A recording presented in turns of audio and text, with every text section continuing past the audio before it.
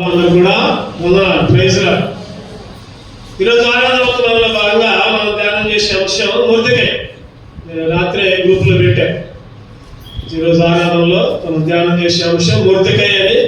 ఆ Mordecai photo కూడా పెట్టి పెట్టడం జరిగింది. మరి ఎంతమంది చూసారో లేదో తెలియదు కానీ ఈరోజు మన అంశం ఏంటంటే మొర్దెకై. మొర్దెకై ఎస్తేర్.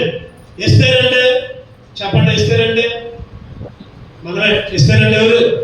ఇస్తారంటే ఎవరు అంటే మనమే. మనం అంటే సంఘం. ఇస్తారంటే సంఘం.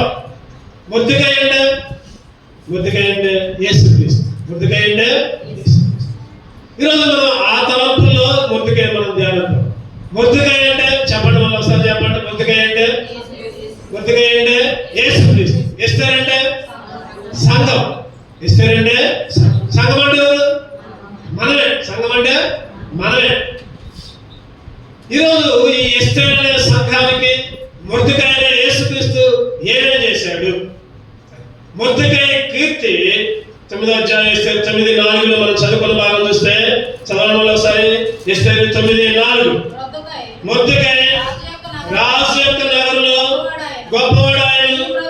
ఈ మొర్దెకై వాడు అంతకంతకు గొప్పవాడు చేత అతని కీర్తి సంస్థానములన్నిటి యందు వ్యాపించెను. అతని కీర్తి సంస్థానములన్నిటి యందు వ్యాపించెను. ఎవరి కీర్తి? మొర్దెకై కీర్తి సంస్థానాలన్నిటి అంటే ప్రపంచమంతా యేసుక్రీస్తు యొక్క కీర్తి వ్యాపించింది. మొర్దెకై అంటే అర్థం ఏంటంటే కొద్దిపాటి మనుషుడు, తక్కువవాడు, చిన్నవాడు. మొర్దెకై అంటే అర్థం చెప్పండి. కొద్దిపాటి మనుషుడు అంటే తక్కువవాడు, అంటే ఏ యోగ్యత లేనివాడు. ఒక రకంగా చెప్పాలంటే ఎందుకు పనికిరానివాడు. యేసుక్రీస్తు కూడా కొద్దివాడిగా, చిన్నవాడిగా, ఎందుకు పనికిరానివాడిగా సున్నా వేసుకొని అంతా కూడా వదిలిపెట్టి ఈ లోకంలోకి వచ్చి నీ కొరకు నా కొరకు ప్రాణాలు పెట్టాడు. ఈ మొర్దెకైకి యేసుక్రీస్తుకి చాలా పోలికలు ఉన్నాయి. ఆ రోజు మొర్దెకై ఏ విధంగా జీవించాడు, ఎస్తేర్ పట్ల ఏ విధంగా ఉన్నాడు, అదేవిధంగా యేసుక్రీస్తు కూడా ఎస్తేర్ లాంటి స్వభావం కలిగిన నీకు నాకు కూడా ఎన్నో విషయాల్లో దేవుడు తోడుగా నడిపించాడు. మొర్దెకై ఎస్తేరుకి ఏం చేశాడు?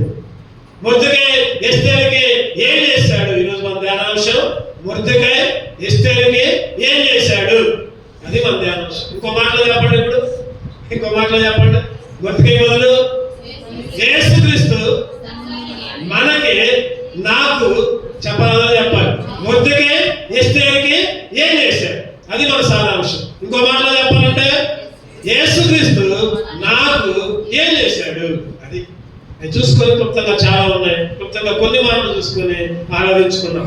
మొదటిగా యేసుక్రీస్తు నీకు నాకు ఏం చేశాడు. అసలు మొర్దెకై ఎస్తేరుకి ఏం చేశాడు? ఎస్తేరు గ్రంథం 2వ అధ్యాయం 15 చదవండి. ఎస్తేరు తీసి ఉంచుకోండి అందరూ ఒక పేజీ. ఎస్తేరు 2వ అధ్యాయం 15 వచనం చదవండి. మొర్దెకై తన కుమార్తెగా స్వీకరించుకొనిన తన పినతండ్రి అయిన అబీహైలు కుమార్తెకు ఎస్తేరు. చాలు. మొర్దెకై తన కుమార్తెగా స్వీకరించుకొనిన.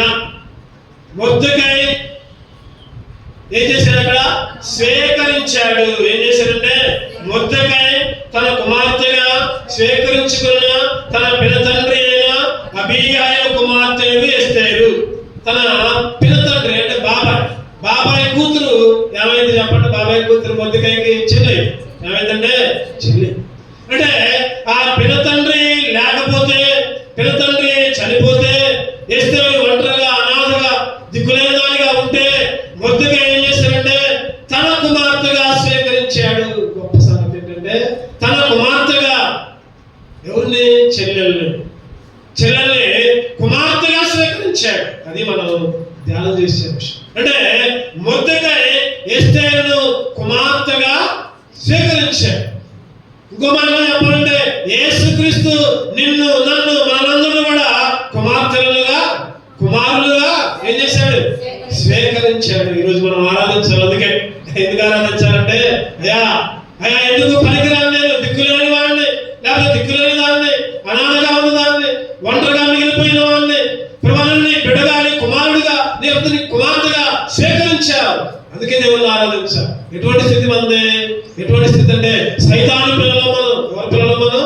సైతాను పిల్లలు, అపవాది సంబంధులు, అబద్ధాలు ఆడే అపవాదికి జనకులు. ఎక్కడుంది మాట? యోహాను సువార్త చదవండి మాట. యోహాను సువార్త 8:44. యోహాను సువార్త 8:44. యోహాను సువార్త 8:44, 89 పేజీ నంబర్. మీరు మీ తండ్రి యగు అపవాది సంబంధులు, మీ తండ్రి దురాశలు నెరవేర్చగోరుచున్నారు. ఆది నుండి వాడు నరహంతకుడై ఉండి సత్యమందులు ఇచ్చిన వాడు కాడు, వాని యందు సత్యమే లేదు. వాడు అబద్ధమాడినప్పుడు తన స్వభావం అనుసరించి మాట్లాడును. వాడు అబద్ధికుడును అబద్ధమునకు జనకుడునై ఉన్నాడు. అబద్ధానికి వాడు అబద్ధికుడు అంట, అబద్ధానికి జనకుడై. సత్యం లేదంట. వాడి స్వభావం మనిషి స్వభావం, సైతాన్ స్వభావం, దురాశలు నెరవేర్చుకొచ్చున్నారు అపవాది సంబంధులు. ఈ లక్షణాలన్నీ కూడా నీకు నాకు ఉన్నాయి. అబద్ధాలు ఆడేవాళ్ళు, దుర్మార్గులు, కానీ దేవుడికి ఇష్టంగా లేని వాళ్ళు, అపవాది సంబంధులు, సైతాన్ విడలు ముఖ్యంగా, సైతాన్ పిల్లలు ముఖ్యంగా. అటువంటి మనల్ని ఏం చేశాడు దేవుడు? తన కుమార్తెలుగా, తన కుమారుడిగా స్వీకరించాడు. అందుకనే యోహాను సువార్త 1:12 చెప్పండి ఎవరన్నా, చూడకుండా చెప్పండి. ఎవరైతే తన యందు అంగీకరించినో వారికి అందరికీ అనగా తన నామమున విశ్వాసం ఉంచు ప్రతి వారు దేవుని పిల్లలగుటకు. ఎవరి పిల్లలు చెప్పండి? దేవుని పిల్లలు.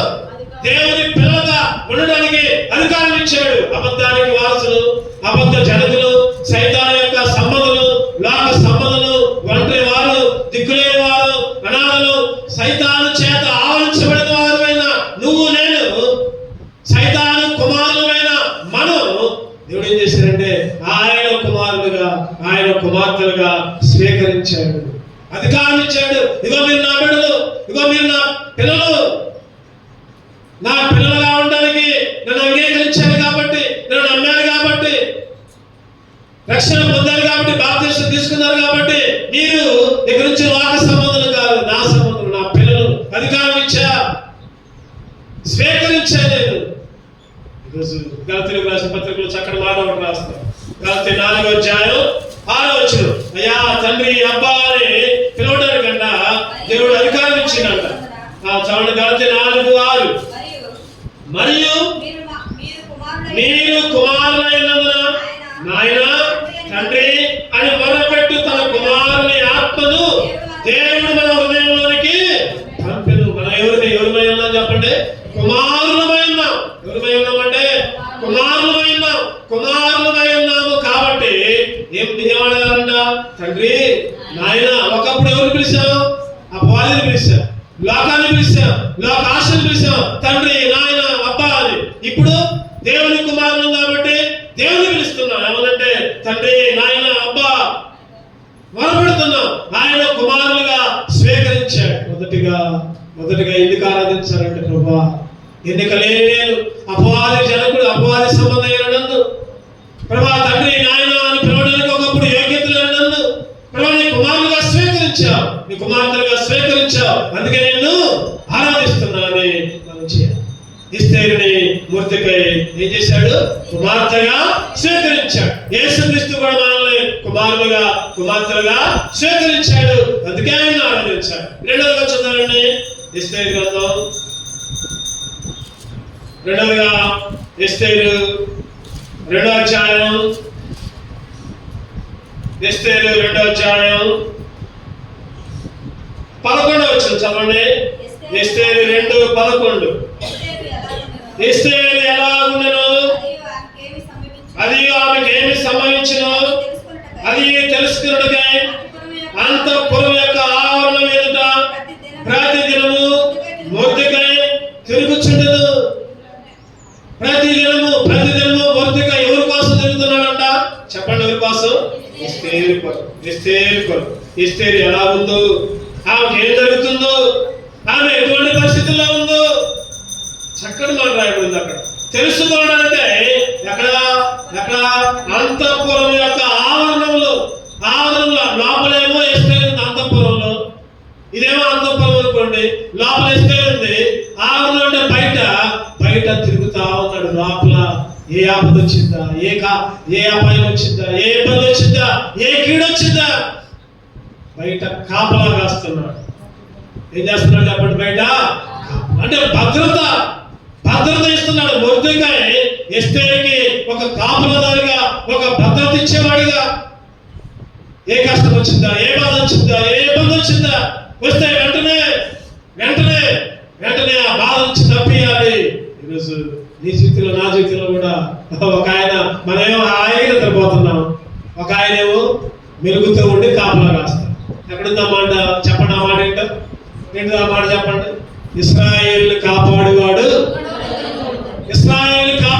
కునుకడు, నిద్రపోడు. మనం నిద్రపోతున్నాం, మనం మన పనులు చేసుకుంటూ ఉంటున్నాం, లేదా మనం మన సొంత కార్యక్రమాలు చేసుకుంటున్నాం. అయినా కానీ మొర్దెకై కాపలా కాస్తున్నాడు. ఎస్తేరు లోపల ఏం చేస్తుందా, ఎట్లా ఉందా, ఏ ఇబ్బంది పడుతుందా? ఈరోజు నువ్వు నేను కూడా ఏ ఇబ్బంది పడుతున్నావా, ఏ బాధలో ఉన్నామా, ఏ కష్టాల్లో ఉన్నామా? ప్రతి దినము మొర్దెకై అన్న ప్రతిరోజు ఉంది అక్కడ. యేసుక్రీస్తు అయితే ప్రతి గంట, ప్రతి నిమిషం, ప్రతి సెకండ్ కునుకడు నిద్రపోడు. ఆయన కునుకకుండా, నిద్రపోకుండా నేను భద్రత, నీకు నాకు కాపలాగా బాడీ గార్డులు ఉన్నారు. చూసారా? ఇప్పుడు ఏం చేస్తారు బాడీ గార్డులు?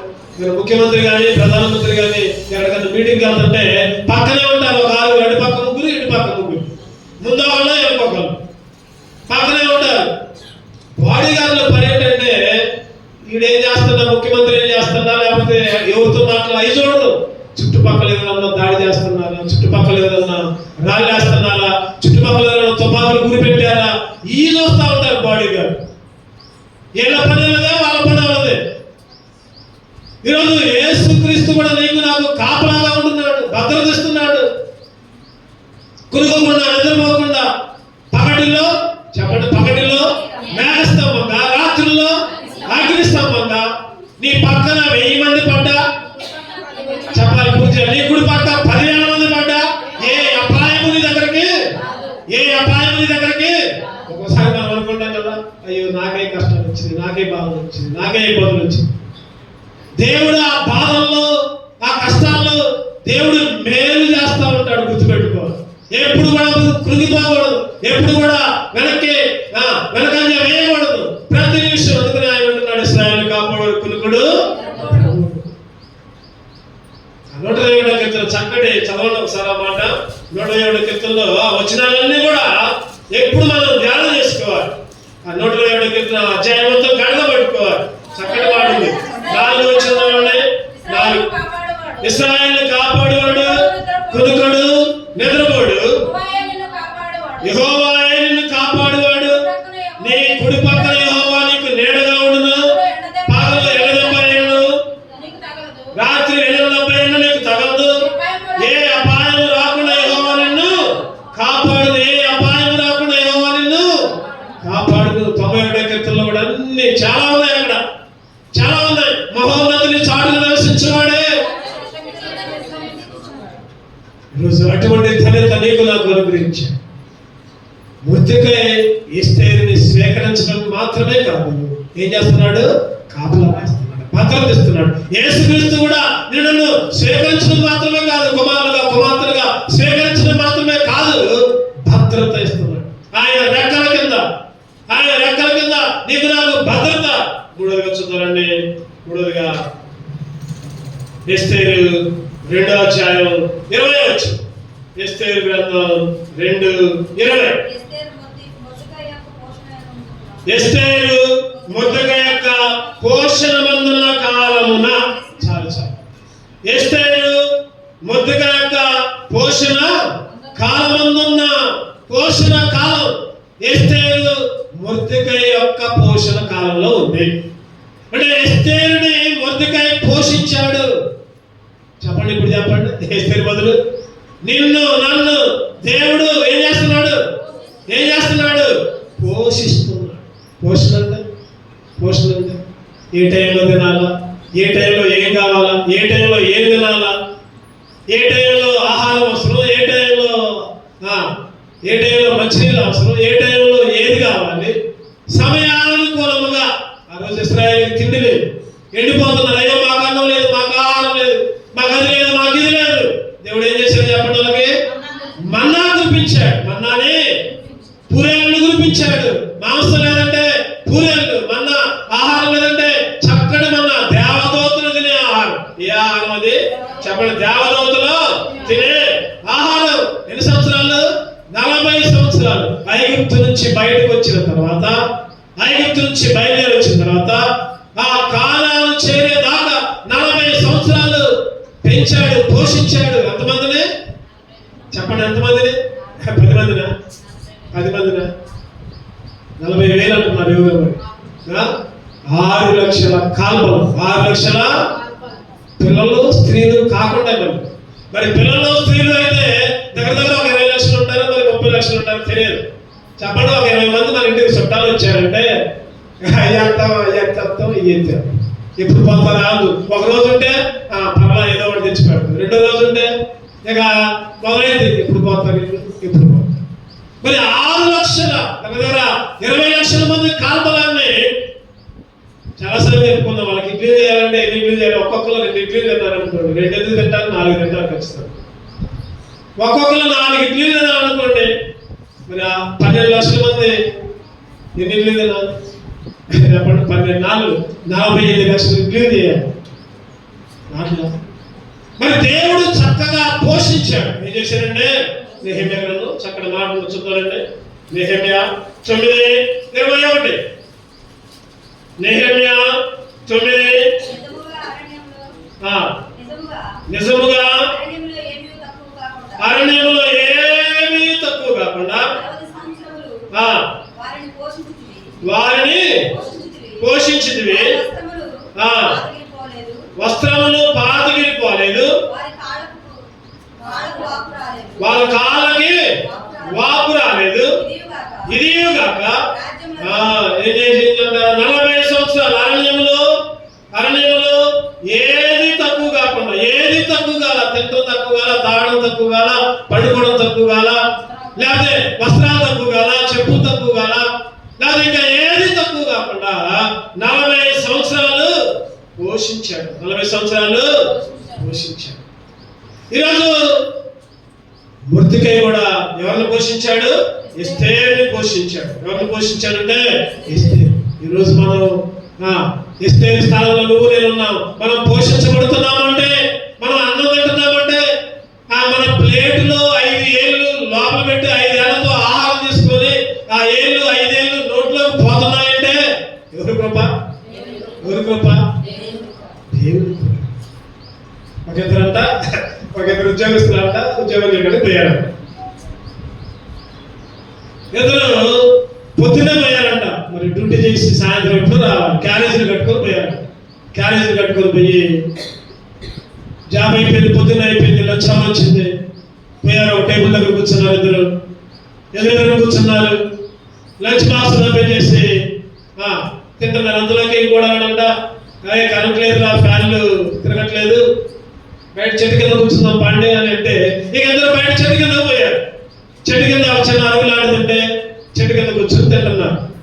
ఒకడేం చేశాడంటే బాక్స్ ఓపెన్ చేసి చేతులెత్తి బాక్స్ చేతుల్లో పట్టుకొని, దేవా తండ్రి గొప్ప దేవుడు అయ్యా, ఈ ఆహారాన్ని నాకు ఇచ్చావు. ఈ ఆహారాన్ని ప్రభా నేను తింటున్నానంటే కేవలం నీ కృపయ్యా, నీ కృప చేతనే, నీ కనికరం చేతనే ఈ ఆహారాన్ని భుజించగలుగుతున్నా. నువ్వు ఎంతో మంచివాడివి. ప్రార్థన చేసుకుంటున్నాడు ఒకడు. ఈరోజు అన్నం తినేటప్పుడు మరి మీరు ఎంతమంది ప్రార్థన చేసుకుంటున్నారో లేదు తెలియదు, కానీ అన్నం తినేటప్పుడు ప్రతిసారి కూడా ప్రార్థన చేసుకోవాలి. మంచి తాగేటప్పుడు, అన్నం తినేటప్పుడు, టీ తాగేటప్పుడు గుర్తుపెట్టుకోండి, దేవుడిచ్చితేనే, దేవుని కృప ఉంటేనే మనం తినగలుగుతున్నాం. ఈ వ్యక్తి ప్రార్థన చేసుకుంటున్నాడంట, అయ్యా ఈ ఆహారం ఇచ్చిన వందనాలు. ఎదుటోడు అన్నాడంట, పిచ్చోడా, దేవుడేం చేసిండ్రా, దేవుడేం చేసిండ్రా. అగో ఆ అన్నం రావాలంటే రైతులు పంటలు పండేయాలి, రైతులు పంట పండించి ఆ ఒడ్లు రావాలి, కొనుక్కోవాలి. మనం ఉద్యోగం చేస్తున్నాం, కష్టపడుతున్నాం, డబ్బులు సంపాదించుకుంటున్నాం, కష్టపడి కొనుక్కుంటున్నాం. ఇంట్లో భార్యకి ఇస్తే భార్య వండి పెట్టింది, చక్కగా రుచికరంగా వండి పెట్టింది. మరి ఇవన్నీ మనం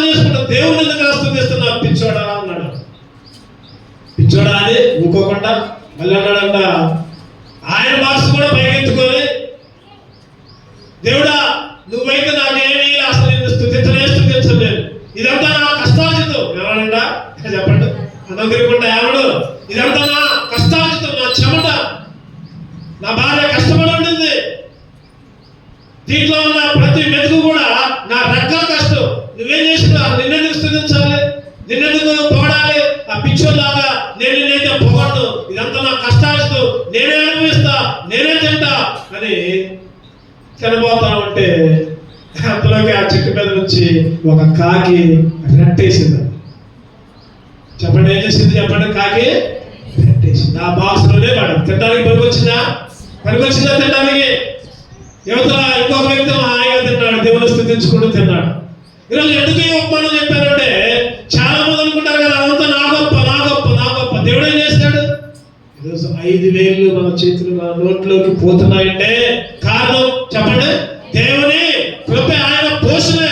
అందుకనే ప్రసంగి గ్రంథకర్త ఒక మాట చెప్తున్నాడు, చదవనమాట.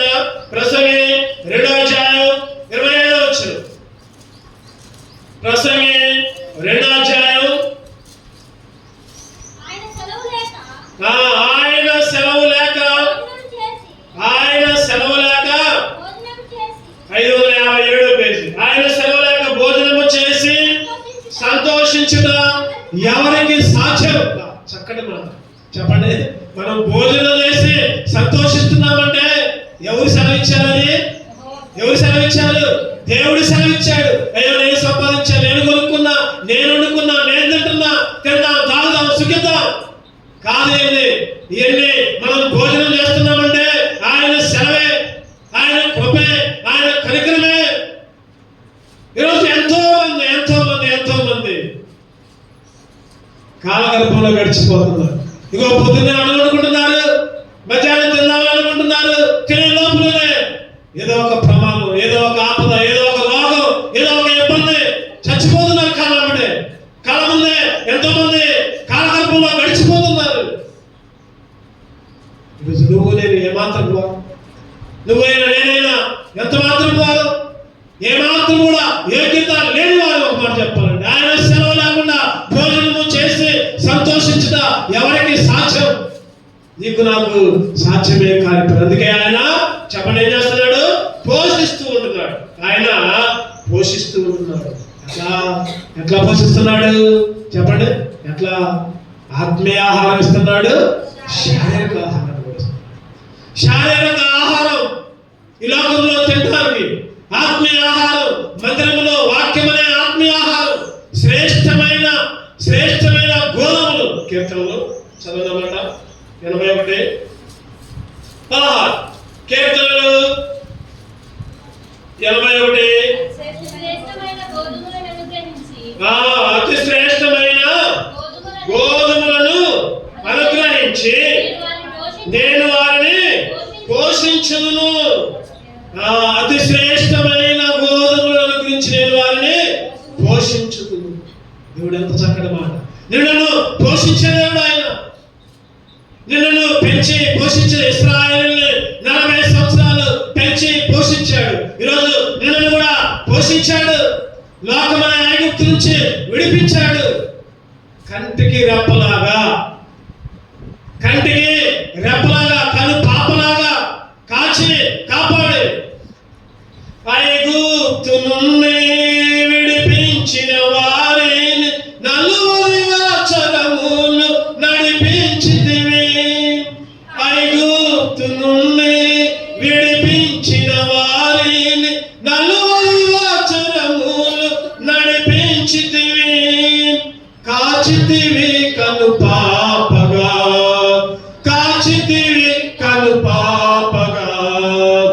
ఉంచి ఉన్నావు మాదిరిగా వారిని. నీ ఆలోచన గొప్పది. ఉంచి ఉన్నావు మాదిరిగా వారిని. నీ ఆలోచన గొప్పది.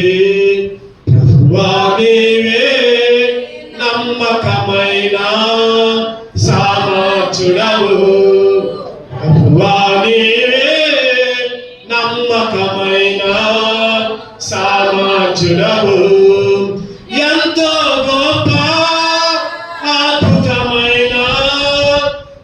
శాంతుడా దయాళుడా. ఆయనే 40 సంవత్సరాలు కాచి కాపాడి పోషించి నేను మంచి గోధుమతో శ్రేష్టమైన గోధుమతో ఆయనంట సంఘముగా ఉన్న మనల్ని క్రీస్తే మనల్ని పెంచుతున్నాడు. చూద్దాం అన్నమాట. ఎఫెసీయులకు రాసిన పత్రిక 5వ అధ్యాయం 30వ వచనం. ఎఫెసీ 5:30. తన శరీరమును ద్వేషించిన వాడు ఎవడో లేడు, కానీ ప్రతివాడును దానిని పోషించి సంరక్షించుకును. మనం క్రీస్తు శరీరములకు అవయవములమై ఉన్నాము కనుక అలాగే క్రీస్తు కూడా సంఘమును పోషించి రక్షిస్తున్నాడు. సంఘమును పోషించి మనల్ని పోషించి రక్షిస్తున్నాడు. మొర్దెకై ఎస్తేరును స్వీకరించాడు కుమారుగా కుమార్తెగా. ఒకటి. రెండవది, మొర్దెకై ఎస్తేరుకి భద్రత కాపలా ఉంచాడు. మూడవది, మొర్దెకై ఎస్తేరుని పోషించాడు. అటువంటి అనుభవాలు నీకు నాకు కూడా యేసుక్రీస్తు ఇచ్చాడు. 4వ చూద్దామండి. ఎస్తేరు 2వ అధ్యాయం 7వ వచనం. ఎస్తేరు 2:7. తన పినతండ్రి కుమార్తె అయిన హదస్సాను ఎస్తేరు తల్లిదండ్రులు లేనిదైనగా అతడు ఆమెను పెంచుకొను. ఈరోజు నిన్ను కూడా దేవుడు పెంచుతూ ఉంటున్నాడు. చెప్పండి, 4 లక్షలు ఏంటి చెప్పండి? పెంచుతున్నాడు. ఎట్లా పెంచుతున్నాడు? దేవుని మందిరంలో పెంచుతున్నాడు, ఆత్మీయంగా పెంచుతున్నాడు. ఇల్లు పరిస్థితి అంటే ఏదన్నారా, ఎక్కడున్నారా, ఎట్లా ఉన్నారా, ప్రార్థన చేసుకుంటున్నారా లేదా, మందిరంలోకి వెళ్తున్నారా లేదా, ప్రతి విషయంలో కూడా పెంచుతున్నాడు, ఆత్మీయంగా పెంచుతున్నాడు. ఈరోజు దేవుని ఆరాధించాలి. నన్ను కూడా ఆత్మీయంగా పెంచుతున్నాను ఆయన. సైతాను సావాసం లేకుండా, సైతాను శక్తి లేకుండా, సైతాను ఆలోచన లేకుండా ప్రతి నిమిషము ప్రతి క్షణము నన్ను పెంచి పోషిస్తున్నావు. నిజంగా ఎస్తేరు రాజు దగ్గర పోయిన తర్వాత అందరూ రకరకాల అలంకారాలు, కొంతమంది మేకప్ వేసుకుంటున్నారు, కొంతమంది చైన్లు వేసుకుంటున్నారు, కొంతమంది వడ్డానాలు కట్టుకుంటున్నారు, రకరకాల ఆచారాలతో రకరకాల అలంకారాలతో ఉంటుంటే రాజు అక్కడ ఒక అలంకారంగా ఒక ఆయన నియమించాడు. హేగే ఏది పెడితే అది పెట్టుకుంది. హేగే ఏది చెప్తే అది చేసింది. నాకు అది వద్దు, నాకు ఇది కావాలి, బొట్టు చిన్నదొద్దు, నాకు పెద్దది కావాలి, కాటుక మంచిగా ఉండాలి, బొక్క మీద సుఖం ఉండాలి, లేకపోతే మంచి డ్రెస్ ఉండాలి అని అడగల. ఎందుకంటే ఎస్తేరుని మొర్దెకై చాలా చక్కగా పెంచాడు, ఆత్మీయంగా పెంచాడు, దేవుని భయభక్తులతో పెంచాడు. రాజు అయిన హేగే అలంకారం చదవండి. అక్కడ ఒక మాట ఉంటుంది. 15వ వచనం చివరి భాగం చూద్దారండి. ఎస్తేరు రాజు వద్దకు వెళ్ళుటకు వంతు వచ్చినప్పుడు స్త్రీలను కాయు రాజు యొక్క షణుడైన హేగే నిర్ణయించిన అలంకారము కాక ఆమె మరి ఏమీ కోరలేదు. ఎంత చక్కటి పెంచుతారో చూడండి, ఎంత చక్కటి పెంపకమో చూడండి. ఈరోజు కొంతమంది పిల్లలు ఎక్కడికైనా వస్తే ఏదైనా పెడితే తెలుగు ఏం తినరంటే మా నాన్న తిరుగుతారు, అమ్మ తిరుగుతారు అంటే వాళ్ళ భయభక్తుల్లో ఏది పడితే తినకూడదురా, ఎక్కడ పడితే అక్కడ పోకూడదురా, నువ్వు ఎక్కడ పడితే అట్లా ఉండకూడదురా, వాళ్ళ పెంపకం. ఈరోజు నిన్ను కూడా దేవుడు ఎట్లా పెంచుతున్నాడు అంటే ఆత్మీయంగా పెంచుతున్నాడు, ఆత్మీయంగా అభివృద్ధి చెందుతున్నాడు. ఆత్మీయంగా దేవుడిచ్చిన అందం చాలు, దేవుడిచ్చిన అలంకారం చాలు, ఇంకా వేరేదేది నాకు అక్కర్లేదు. 4వ విషయంగా ఎస్తేరుని మొర్దెకై చక్కగా ఆత్మీయంగా పెంచుతున్నాడు. నిన్ను కూడా యేసుక్రీస్తు దేవుడు మనల్ని ఎట్లా పెంచుతున్నాడంటే చక్కగా ఆరాధన చేసే బిడ్డలుగా, పాటలు పాడే బిడ్డలుగా, దేవుని స్తుతించే బిడ్డలుగా, దేవునికి సాక్షులుగా, దేవుని గణపరిచే బిడ్డలుగా, దేవుని ఆరాధించే వాళ్ళుగా నిన్ను కూడా పెంచి పోషిస్తూ ఉన్నాడు. 4 చెప్పుకున్నాం. చెప్పండి. ఒకటోది చెప్పాలి. ఏం చేశాడు? ఒకటోది స్వీకరించాడు, కుమారులుగా కుమార్తెలుగా స్వీకరించాడు. రెండవది పోషించాడు. మూడవది భద్రత. ప్రతి విషయంలో ప్రతి దినంలో కాపుదల, భద్రత, రెక్కల కింద ఆశ్రయంగా కాచి కాపాడాడు, కంటికి రెప్పల. మూడవది పోషించాడు. 4వది పెంచుతున్నాడు. ఎట్లా? ఆత్మీయంగా పెంచుతున్నాడు. అందుకే దేవుని స్తుతించాలి. చివరిగా ఇంకోటి చూసుకొని మనం ముగించుకోం. ఎస్తేరు 2వ అధ్యాయం 20వ వచనం.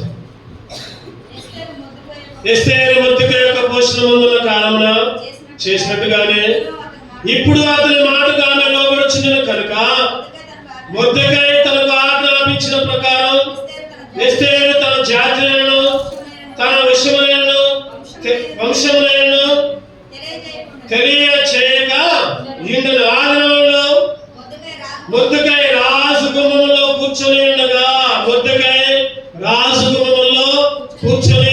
ఉండగా ఎస్తేరు కొరకు మొర్దెకై రాజు గుమ్మములోనే ప్రతి విషయంలో మొర్దెకై ఆలోచన మొత్తం ఎస్తేరు మీదే. ఎస్తేరు ఎట్లా ఉంది, ఏం చేస్తుంది, ఎస్తేరు ఎట్లా వెళ్తుంది, ఎట్లా రాజు దగ్గర ఉంది, ఏం మాట్లాడుతుంది, ఏమి తింటుంది, తన ప్రవర్తన ఎట్లా ఉంది, తన చూపు ఎట్లా ఉంది, తన ఆలోచన ఎట్లా ఉంది అంటే ఇవన్నిటిని చూస్తే ఎస్తేరుకు సమీపంగా ఉన్నాడు మొర్దెకై. ఎస్తేరుకు ఎట్లా ఉన్నాడు? సమీపంగా ఉన్నాడు, ఎక్కడో దూరంగా లేడు. నేను కేక వేయగానే వినపడేంత దగ్గరలో గుమ్మము దగ్గరే ఉన్నాడు. ఈరోజు మన దేవుడు యేసుక్రీస్తు ప్రభు, రాజుల రాజు, లోకరక్షకుడు నీకు నాకు ఎట్లా ఉన్నాడంటే చెప్పండి, ఎట్లా? సమీపంగా ఉన్నాడు. సమీపంగా. ఆ రోజు ఏలియా ప్రవక్త బలిచ్చినప్పుడు అందరితో అంటా ఉంటాడు, కేకలేయండి, మీ దేవుడు నిద్రపోతున్నాడేమో, మీ దేవుడు అది చేస్తున్నాడు, కేకలేయండి వస్తాడు. ఒక్కసారి కేక వేయగానే దేవుడు ఏం చేశాడు? అగ్నిని పంపించి నీళ్లతో సహా బలిపీఠం మొత్తం తగలవాడు. ఈరోజు మనం పిలవగానే తండ్రి, నాయన, అబ్బా అని పిలవగానే ఆయన మాట వినే దేవుడుగా, సమీపంగా ఉండి నీ మన నామల ఆలకించే దేవుడుగా, మన పక్షాన కార్యాలు వేసేవాడుగా దేవుడు నీకు నాకు ఎట్లా ఉన్నాడంటే సమీపంగా ఉన్నాడు. సమీపంగా. చూద్దానండి, కీర్తనలు 145 చూడండి ఒకసారి. కీర్తనలు 145 18. తనకు నిజముగా మొరపెట్టు వారికి అందరికీ యెహోవా సమీపంగా ఉన్నాడు. తనకు నిజముగా మొరపెట్టు వారందరికీ ఆయన సమీపంగా ఉన్నాడు. ఈరోజు దేవుని స్తుతించాలి. జీవితకాలం అంతా, ఒక రోజు కాదు, ఒక నెల కాదు, ఒక సంవత్సరం కాదు, లేదా 10 రోజులు కాదు, 30 రోజులు కాదు, 40 రోజులు కాదు, లేకపోతే ఒక నెల కాదు, లేదా ఒక సంవత్సరం కాదు. ఈరోజు కొంతమంది ఎంతో పరిశుద్ధతను ఆచరిస్తూ ఉంటారు. 40 రోజులు యేసుక్రీస్తు శ్రమ తినాలని, 5 తినకూడదని. తప్పేలేదు, దాంట్లో తప్పేలేదు. 40 రోజులు కాదు, జీవితకాలం అంతా దేవుని కొరకు జీవించే వాళ్ళగా నువ్వు నేను ఉండాలి. ఏదో క్రిస్మస్కో, జనవరి 1కో, ఈస్టర్కో, గుడ్ ఫ్రైడేకో, లేకపోతే 40 రోజులు శ్రమ దినాల్లోనూ ఉపవాసాలు ఉంటావు, అది కాదు మనకు కావాల్సింది. జీవితకాలం అంతా దేవుని కొరకు సాగిపోవాలి. ఎందుకంటే ఆయన సమీపంగా ఉండే దేవుడు.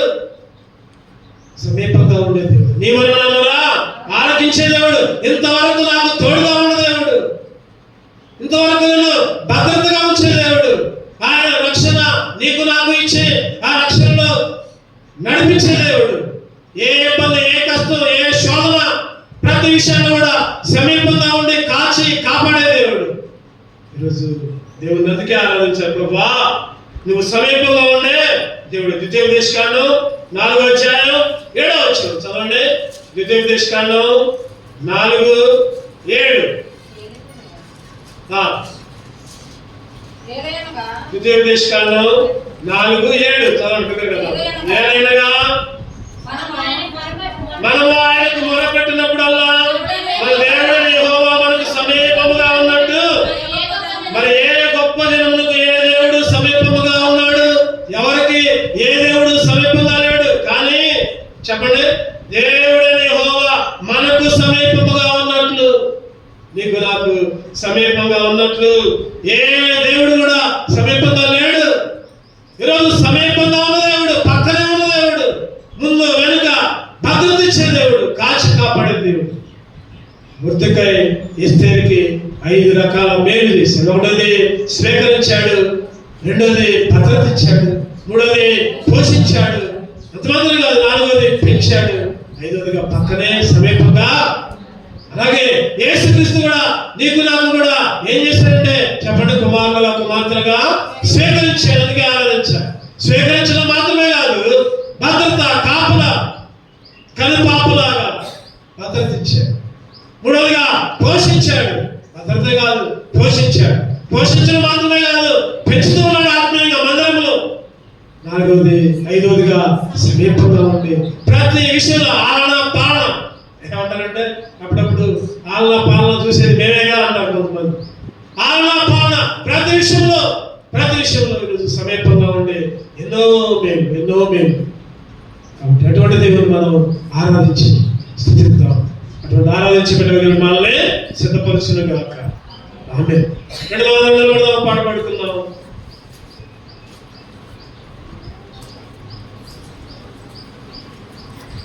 పాడుకుందాం.